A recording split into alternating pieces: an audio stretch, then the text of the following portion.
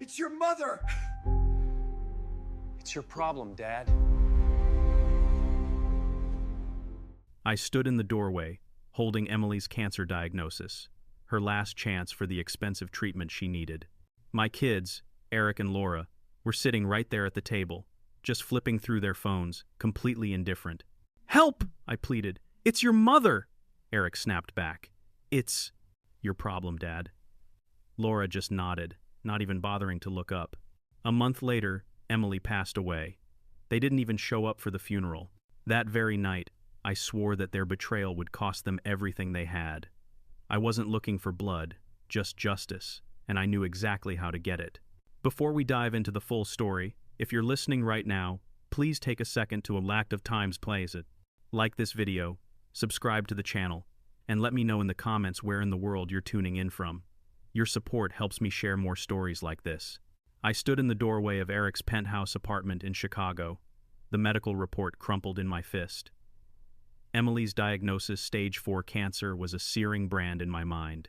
The Chicago skyline glittered through his floor-to-ceiling windows, a cold, glittering showroom for a life I had worked for but never understood. Eric was sprawled on a leather couch, scrolling on his phone. Laura was perched right next to him, adjusting a gold bracelet that caught the light, completely oblivious. I had just finished telling them everything: the treatment plan, the crushing cost, and the slim, almost non-existent chance to save their mother. My voice had cracked when I begged them. "Help us, please," I choked out. "It's your mother." Eric just snorted, still not looking up. "Your mess, Dad, not mine." Laura's eyes flicked to me for a millisecond, then went right back to her phone. She nodded, a silent, chilling agreement with her brother. I stepped forward, the paper trembling in my hand. "You're her children. She would do anything for you." My words felt heavy and useless, like stones sinking to the bottom of a deep lake. The air in that sterile, expensive room smelled sharp and suffocatingly of Laura's floral perfume. I dropped the report on the glass coffee table. It landed with a soft thud, a desperate plea in ink and paper. Eric pushed it away with one finger, like it was a piece of trash. "You think I'm going to dip into my savings for this? Get real, Dad." His voice was smooth and practiced the tone of a man who closed a big deal and broke a big promise with the exact same chilling ease. I turned to Laura, my chest tight enough to burst. "You haven't said a single word. Say something." She stood up, gliding toward the window, her heels clicking against the hardwood floor. "We can't afford it, Dad. You know that." Her voice was soft, but it cut deeper than Eric's harsh sneer. She didn't even give me the courtesy of a glance. I had paid for their entire college education, their first cars, their ridiculous, lavish vacations. I'd worked countless hours of overtime and skipped our own family trips, building their futures while Emily cheered them on from the sidelines. And now, they sat here in this cold, sterile palace, acting like their own parents were complete strangers. My hands were shaking uncontrollably. "I gave you everything," I said, my voice rising, raw. "And you can't even do enough to help her." Eric stood up, towering over me, his suit absolutely impeccable. "You made your choices, Dad. Don't try to guilt us into fixing them." The words hit me hard, like a physical slap across the face. I wanted to scream, to shake some sense into them, to force them to see the utter devastation on Emily's face when she first heard her diagnosis. But their eyes, cold, distant, and utterly empty, told me I had already lost. I snatched the report back, the paper's edges biting into my palm. It was all I had left of her in that moment, this thin, fragile sheet of paper that carried her fate. I moved toward the door, my legs feeling impossibly heavy. The room felt like it was physically shrinking, the air thick and hard to breathe. I stopped with my hand on the doorknob and looked back one last time. Eric was already back on his phone. Laura was staring out the window, her sharp reflection superimposed against the dark night. I desperately wanted to say something, anything, to pierce through their sheer indifference, but no words came out. The door clicked shut behind me. The sound was sharp, final, and isolating in the quiet hallway. I stood there alone, the medical report still clutched in my hand. Their betrayal wasn't just a wound I could heal, it was a promise. They would feel this pain. I didn't know how yet, but I would make absolutely sure of it. The engine of my old sedan hummed as I sat outside Eric's high-rise building. The medical report lay on the passenger seat, its creases catching the glow of the streetlights. My hands gripped the steering wheel so tightly my knuckles were white and pale. Eric's words echoed in my head. "Your mess, Dad," and Laura's utter silence felt even worse. The Chicago night pressed in against the windows, cold and completely unyielding, just like the devastating truth I couldn't escape. My children had abandoned us. Emily was dying, and I was all alone in this fight. But I would fight anyway. I shifted into gear and drove off, the city blurring as I sped away. The familiar smell of worn leather filled the car, the only thing keeping me grounded.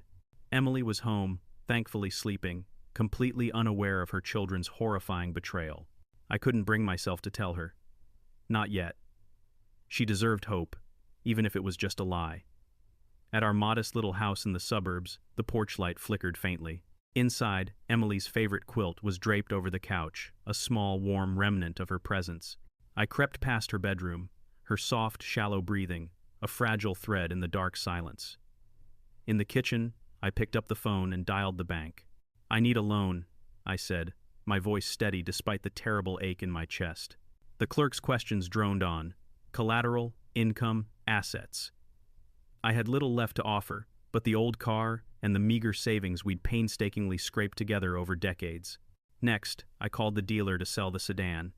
"It's old, but it's reliable," I told him, ignoring the sharp pang of losing the car we'd driven to Laura's high school graduation. By dawn, I had arranged to empty our entire retirement fund. It wasn't enough for the full treatment, but it was a start. My back ached, my eyes were burning with exhaustion, but I kept moving. Emily needed me, too. In the hospital, the sterile halls reeked of antiseptic. Emily lay in a narrow bed, her face pale, but she smiled when she saw me. "You look tired, Henry," she said, her voice weak and thin. "I'm fine," I lied, forcing a grin as I sat beside her. "We're handling it." Her hand, thin and cool, squeezed mine. The gold of her wedding ring glinted faintly, a painful reminder of the day I slid it onto her finger, promising forever. I wanted so badly to tell her about Eric and Laura, to share the crushing weight of their abandonment, but I couldn't. Instead, I lied. "The kids send their love," I whispered. She nodded, trusting me completely. I hated myself for that lie. The doctor pulled me aside later, his face grim and serious. "A month, maybe 2, he said. The treatment might buy some time, but he didn't finish the sentence. He didn't need to. I paid what I could, every last cent I had scraped together. The days blurred into a painful haze. Bank visits, hospital runs, late-night calls to insurance companies. Emily grew weaker and weaker, her smiles becoming rarer. I held her hand, telling her endless stories of our early years together, anything to keep her here with me. But the cancer didn't care. One night, the monitor's beep slowed dramatically. Emily's breathing faltered. I clutched her hand, her ring feeling cold against my skin. "Stay with me," I whispered, but she didn't hear me.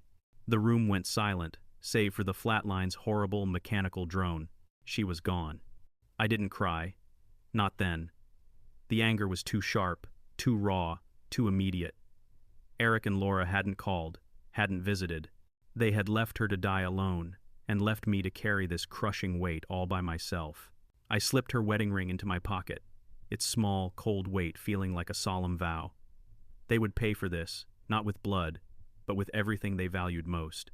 I walked out of the hospital, the corridor stretching endlessly before me.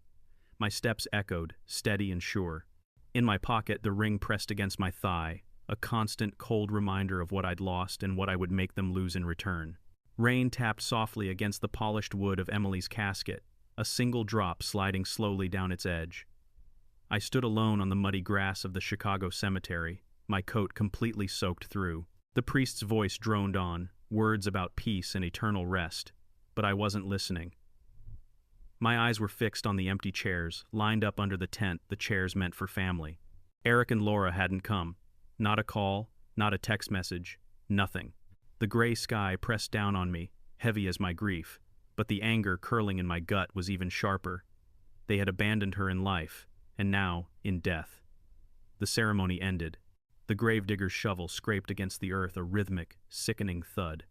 I turned away, my shoes sinking slightly into the wet ground. The drive home was quiet, the radio off, the entire world muted. Our house felt completely hollow without Emily's laugh, without her soft humming. In the living room, I sank into her favorite armchair, the fabric worn from years of her sitting there reading. A photo album lay forgotten on the coffee table, its leather cover cracked. I hadn't touched it in years. I opened it, the pages creaking faintly. A picture of Eric grinning proudly in his first car, a used sedan I'd worked countless hours of overtime to buy for him. Another of Laura, absolutely radiant at her wedding, the one we'd taken out a second mortgage on the house to help pay for. Each photo was a heartbreaking memory of sacrifice, of pure love, of a family I thought we had built. I'd been so proud then. I'd believed they loved us back. My fingers tightened, crumpling the edge of the page. How had it come to this utter breakdown? I flipped faster, the images blurring. Eric's graduation, Laura's prom, a Christmas where we all laughed so easily. Emily's arms wrapped tightly around them. My chest ached, not with sadness, but with pure, unadulterated betrayal. They had taken everything, our money, our time, our trust, and thrown it all away when we needed them the most. I stopped at a photo of the four of us smiling at a picnic years ago. My hand froze on the page. Their young, happy faces mocked me now. The album slammed onto the floor with a loud thud, the pages splaying open. I stood up, my breath ragged and short. "Enough," I said aloud, my voice steady and firm in the dark room. "They will pay for this." The words felt absolutely right, final. I wasn't the broken, begging man who had pleaded with them for help, not anymore. I crossed to my old desk, pulling out my phone. Scrolling through my contacts, I paused at names I hadn't called in years. Old colleagues, people who owed me favors, people who knew things. My thumb hovered over one name. Tom Harland, a lawyer I'd worked with decades ago. He would know exactly where to start. How to dig deep into Eric's dubious deals. How to uncover Laura's mounting debts. I needed information, leverage, a way to hit them exactly where it would hurt the most. The rain tapped the window, its reflection dancing on the glass. I saw my own face, lined and tired, but my eyes were sharp and focused. I dialed Tom's number. The line rang once, twice. My heart thudded hard, not with doubt, but with a fierce, cold purpose. I didn't speak when he connected. I just listened to the static, the possibility of what was coming. Whatever came next, I was ready for it. Rain streaked the cafe window, blurring the Chicago street outside. I sat in a corner booth, a cold coffee untouched, my fingers tapping the edge of a worn notebook. The place was humming with noise, baristas shouting orders, chairs scraping, the air thick with the smell of espresso and chatter. I glanced at my watch. Susan, Tom's contact from Eric's firm, was late. My eyes flicked to the door, then back to the notebook. Its pages were already marked with names, dates, and crucial questions. This notebook was my anchor now, my calculated plan to pull Eric and Laura down to earth. The door chimed. Susan slipped in, her coat damp, her eyes darting nervously around the room. She slid into the booth, clutching her purse tightly. "I shouldn't be here," she whispered, barely audible over the cafe noise. "You're here now," I said, keeping my voice calm and low. "Tell me about Eric." She hesitated for a moment, then leaned in close. "He's been bragging about deals that just don't add up. Off-the-books stuff. He thinks he's untouchable." I opened my notebook, scribbling furiously. "Who knows about this?" "Only whispers," she replied. "His boss might suspect something." Her fingers nervously twisted a napkin. "If it leaks, he's done." I nodded, my pen steady. Eric's reputation was his entire currency. Lose that, and he would crumble. "Anything else?" I asked. She glanced away. "He's been careless. Emails, phone calls. I've seen some stuff."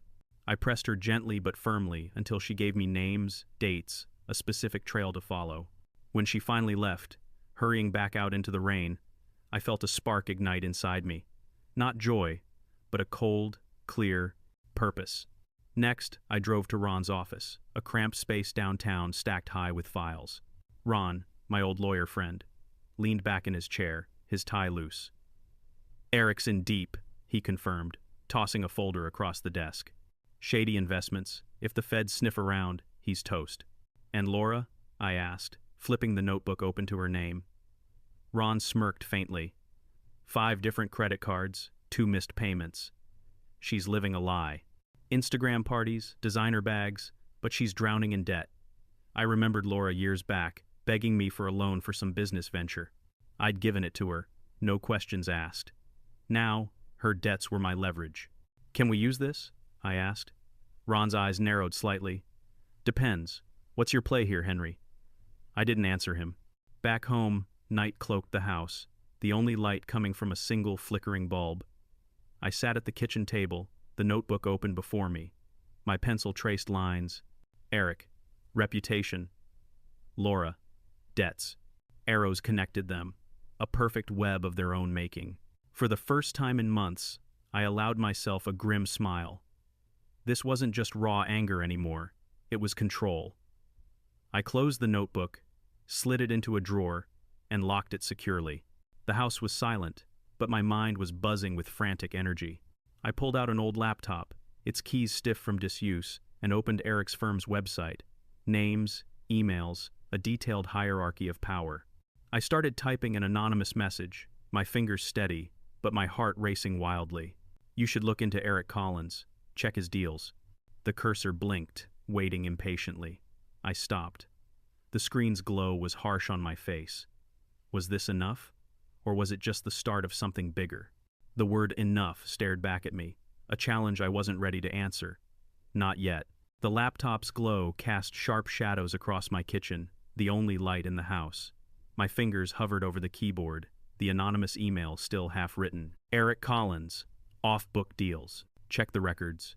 The cursor pulsed like a heartbeat in the dark. Emily's ring, tucked deep in my pocket, pressed against my leg. I saw her pale face in the hospital, her trust in me unbroken, even as our children utterly turned their backs. Was this going too far? Hurting them just like they had hurt her? My hand trembled slightly. No. They deserved this. I hit send. The screen flashed once, the message gone. There was absolutely no turning back now. I leaned back, the chair creaking under my weight, and let out a long, slow breath. The house was still, the hum of the laptop fading as I shut it down. Sleep didn't come that night, but I didn't need it. I had taken the first decisive step. Morning broke, gray and sharp. I walked to a park near downtown, needing air, noise, anything, to drown out the questions in my head. The paths were bustling with life. Joggers, dogs, kids chasing pigeons. I sat on a bench, the wood damp from last night's rain, and watched the world move on. A radio blared from a vendor's cart, catching my ear. Financial firm under scrutiny for irregular transactions. My pulse spiked immediately. Eric's firm. It was happening. Across town, in Eric's glass-walled office, he stood rigid, the phone pressed hard to his ear. What do you mean? An audit? He snapped, his voice tight with panic. Who sent that tip? I'm asking you. His designer tie was askew, his confidence visibly fraying. I wasn't there, but I could picture it perfectly. His utter panic, his world starting to tilt off its axis. Good. Back home, I checked the anonymous email account. The message was marked read. A brief reply sat in the inbox. We're looking into it, my fist clenched tight, a quiet thrill running through me. I had done this. Me, the old man they had so easily dismissed. I paced the living room, energy I hadn't felt in years coursing through my veins, but a shadow lingered. Fear. What if they traced it back to me? What if I had miscalculated the risks? In the park earlier, the radio had kept going. No names released, but sources say key players are nervous. I'd frozen, listening intently, my hands buried deep in my pockets. Now at home, I turned on the news, the anchor's voice filling the room. Eric's firm again. More details were emerging. Regulators were involved. Reputations were at stake. I smiled, but it didn't reach my eyes. This was only the beginning. My phone buzzed. A text from Ron. Eric's freaking out. What did you do? I stared at the screen, my thumb hovering. No reply. Instead, I pulled out the notebook, its pages creased from use. I flipped to Laura's name, drew a new arrow. Debts. Exposure. Eric was already reeling, but Laura was next on the list. She had built her entire life on flimsy appearances. It was time to tear them down completely. I set the pen down, the notebook's pages rustling as I closed it. The sound lingered, sharp and clear in the quiet, a promise of what was coming next. Eric's office was a cage of glass and steel, the Chicago skyline mocking his turmoil through the window. His phone vibrated violently, skittering across the desk. Laura's name flashing on the screen. He snatched it up, his jaw clenched tight. "What now?" he snapped, tossing a pen that rolled toward a hairline crack in the glass tabletop. That crack caught the light, a jagged reminder of the audit his boss had just announced, all thanks to that anonymous tip. His deals, his reputation, everything was unraveling fast. "You screwed this up, didn't you?" Laura's voice was shrill and frantic through the speaker. "Your shady deals are dragging us both down." "Me?" Eric stood, pacing frantically. "You're the one flashing your debt-ridden life all over the internet. Someone's watching, Laura. Someone knows everything. I wasn't there, but I knew who that someone was." From a crowded cafe across town, I sipped my bitter coffee. My phone was open to Laura's latest Instagram post, a forced, desperate smile at some glitzy event. The caption screamed confidence, but I could clearly see the cracks in her facade. Ron had called earlier, his voice low and conspiratorial. "They're at each other's throats, Henry. Eric's paranoid. Laura's a mess." I jotted in my notebook. Eric, panic. Laura, facade crumbling. The pen scratched steadily, somehow slowing my own pulse. In Laura's apartment, the air was thick with perfume, but the room was pure chaos. Dresses were strewn across the couch, and a spilled wine glass stained the rug. She slammed the door shut, checking the locks twice. "If you hadn't been so careless," she hissed at Eric, who had stormed over uninvited, "we wouldn't be in this mess." "Careless?" Eric tore a page from a notepad, crumpling it into a tight ball. "You're bleeding money, Laura. This is entirely on." You bought." Their voices clashed, a jarring symphony of blame and recrimination. I didn't need to hear it to know they were fracturing, breaking apart exactly as I had planned. Years ago, they fought like this over toys or attention, and I had always stepped in, soothing and fixing everything. I had truly believed in them. Now, I watched from afar, their betrayal fueling my every move. Emily's ring pressed against my thigh, a cold, small weight in my pocket. At the cafe, the clatter of dishes and the chatter of voices enveloped me. I scrolled through their profiles, noting Laura's frantic, boastful posts and Eric's sudden, chilling silence.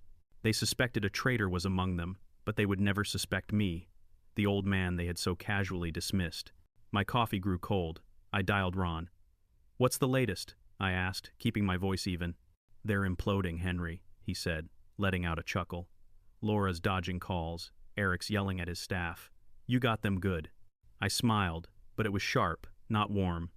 I remembered their childhood laughter, their small hands held in mine. Could I have stopped this back then? No. They had chosen this path for themselves. I wrote another note in my book. "Laura, creditors, push harder." The cafe's noise faded as I focused, the next stage of the plan taking its shape. Outside, I stepped into the cool evening air, the city's pulse quickening around me. A shop window caught my eye, its glass marred by a thin crack, just like the one in Eric's office, just like the growing fault lines in their lives. I pulled out my notebook, drew a final arrow to Laura's name, and whispered, "Your turn." My steps echoed on the pavement, deliberate and measured, leading me forward toward my goal. Rain slicked my coat as I pushed through the revolving door of Ron's office. The room smelled of stale cigarettes and strong coffee, papers stacked haphazardly everywhere on the desk. A brass clock ticked loudly on the shelf, its rhythm relentless, counting down the few hours my children had left before their world collapsed. Ron slid a folder across the desk to me, his tie still loose. "Laura's drowning, Henry," he stated simply. 3 missed payments. Creditors are circling like vultures. Eric's firm?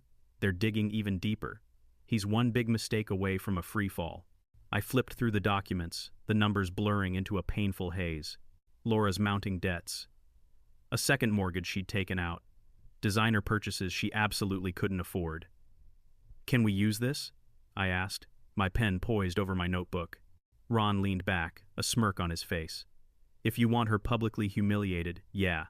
Tip off the creditors anonymously, and they'll swarm her like a pack of wolves." I nodded. The clock's ticking felt incredibly loud now. Time was slipping away, but I was firmly holding the reins.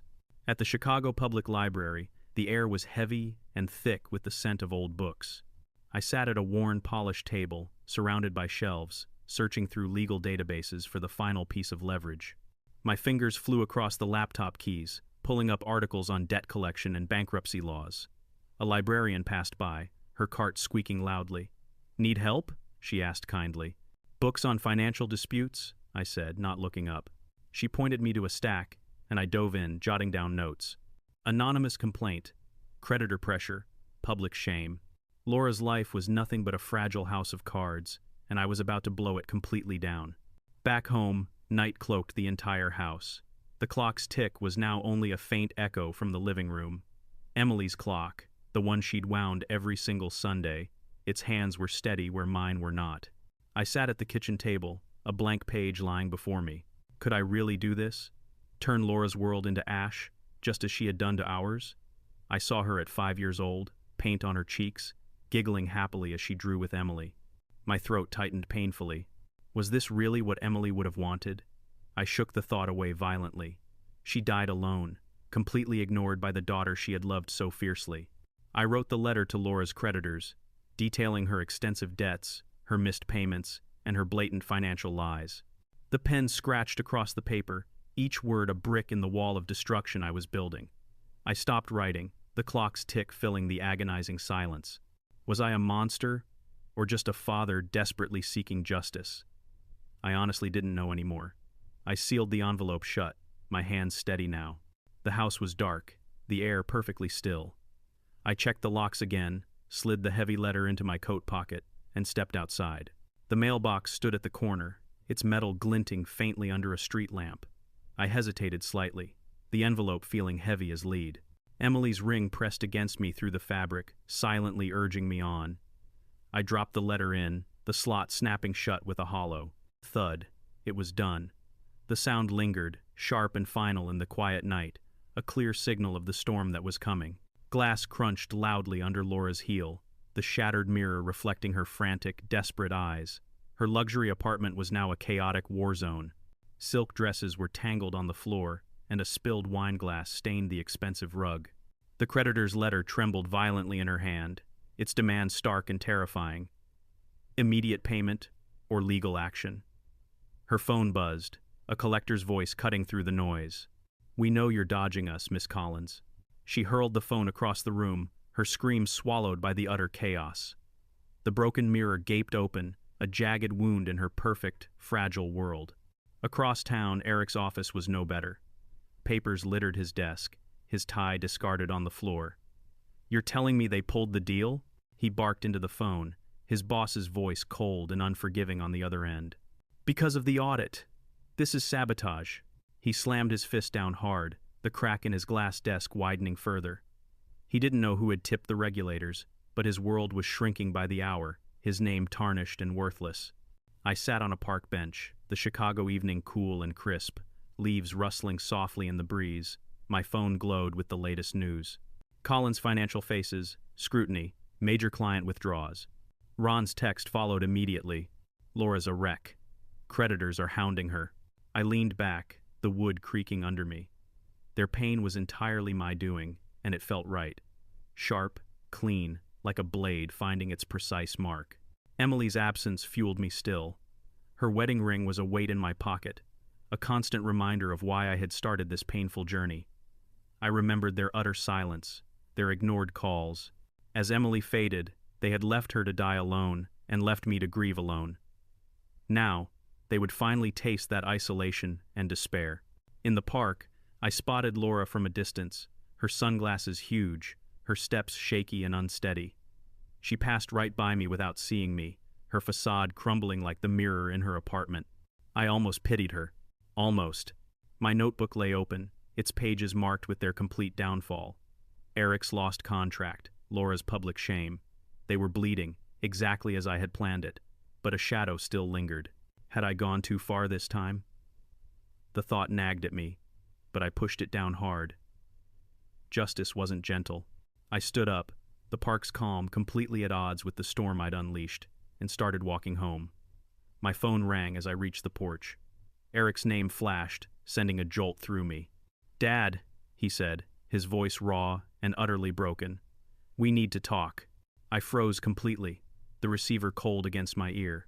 He sounded desperate and defeated, not defiant. Was this a trick, or a major crack I could exploit further? I said nothing, my breath perfectly steady.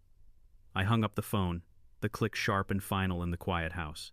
Whatever he wanted, I would face it on my terms, and my terms alone. The phone's click still echoed in my ears, Eric's broken voice cut off mid-plea.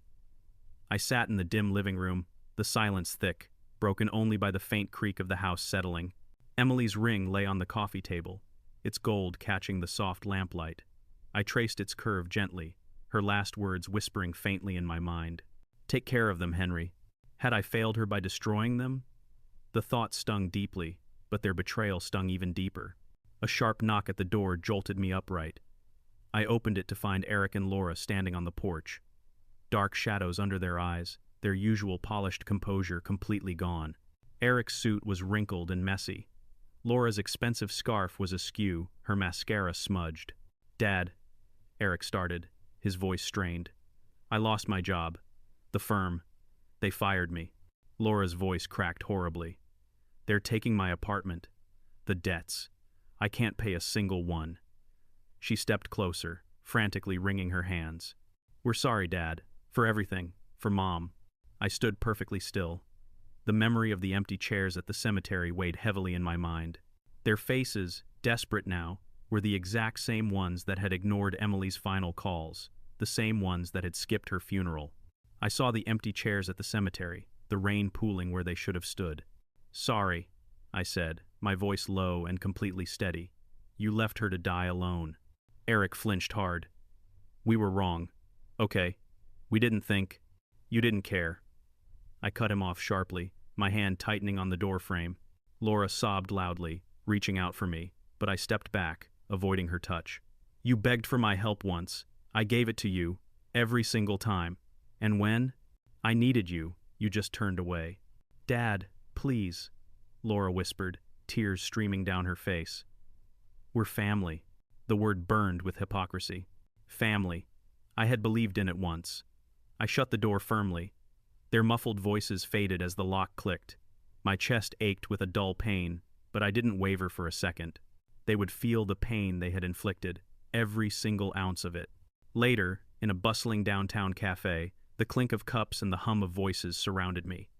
Ron slid into the booth across from me, a new folder in hand. You've got them on their knees, Henry, he said, grinning wide. But we can go further. A lawsuit. Demand repayment for everything you ever spent on them. College, cars, Laura's entire wedding. It's perfectly legal, and it will utterly crush them.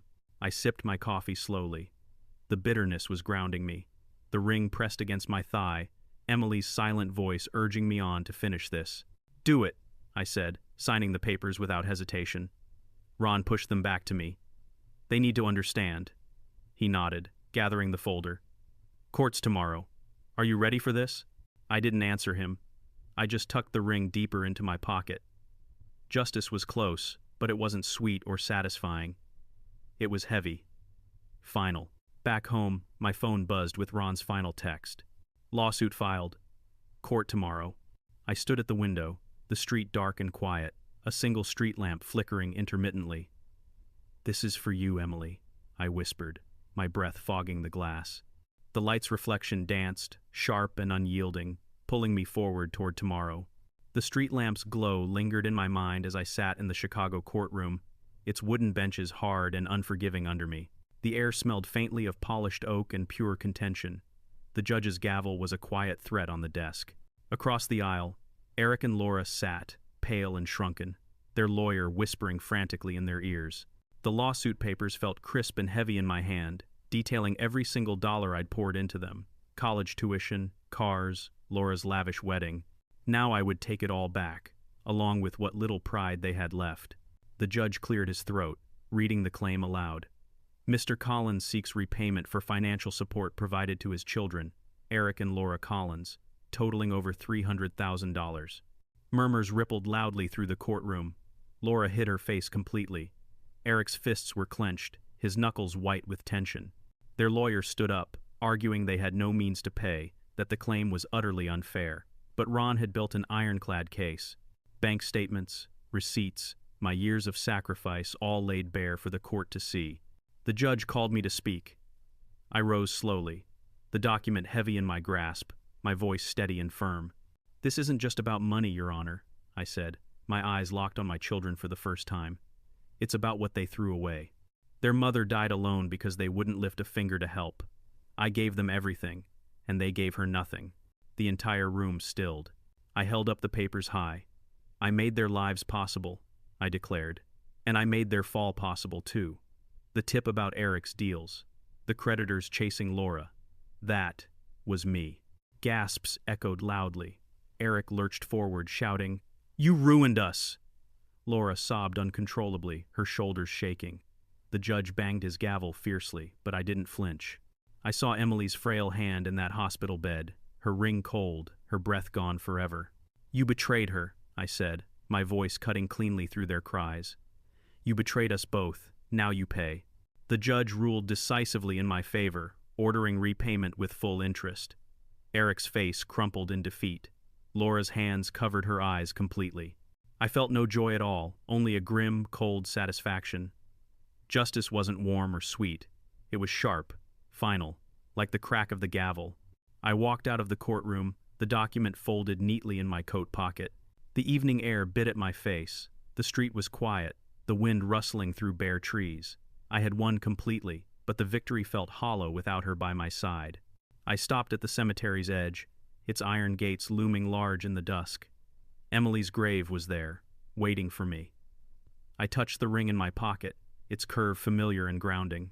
The gates creaked loudly as I pushed them open, their sound a call to finish what I had started so long ago. The cemetery gates groaned once more as I stepped through, gravel crunching under my shoes.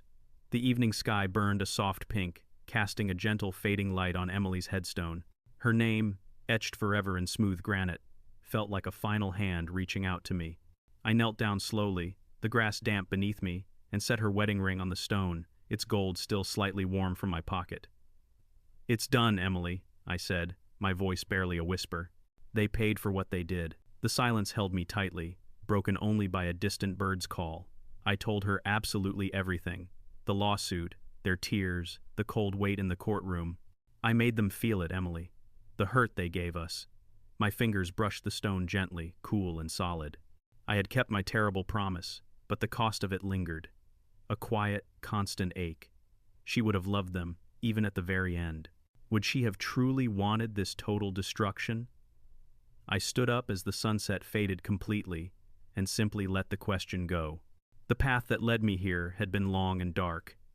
Eric's sneer, Laura's chilling silence, Emily's final lost breath. I saw us years ago, walking hand in hand through a sunny park, her laugh bright and infectious, her eyes full of life. That was the Emily I would carry with me, not the one who had faded away in a cold hospital bed. I'd fought for her, for us, and that was finally enough. Back home, the house felt different. Still hers, but somehow lighter. I cleared the coffee table, tucking away the old photo album, the notebook, and the final lawsuit papers. Each item was a closed chapter, a heavy weight lifted from my soul. The spot where the old clock sat was empty now. Its tick was gone, but I didn't need it anymore. Time wasn't my enemy now. I dialed Tom's number, my voice steady and completely clear. "Feel like fishing this weekend, Tom?" He laughed, genuinely surprised. "You serious, Henry? It's been years."